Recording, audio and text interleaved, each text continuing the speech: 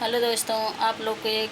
विवाह के बेटी विवाह का सुहाग गीत सुना रही हूँ। कैसा लगेगा कमेंट करके बताना और लाइक सब्सक्राइब भी करिएगा।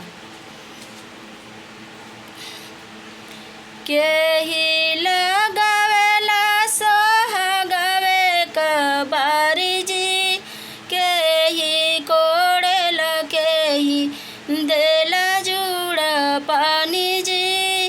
केही कोड़ेल केही देला जुड़ा पानी जी, केही कोड़ेल केही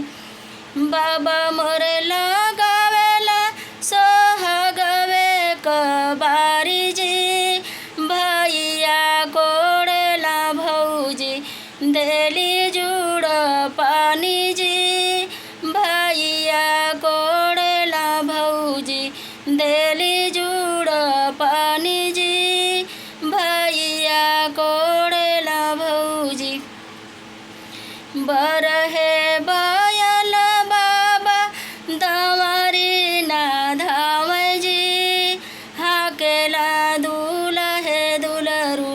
घामे कुमिलाल जी, हाकेला दुलहे दुलरू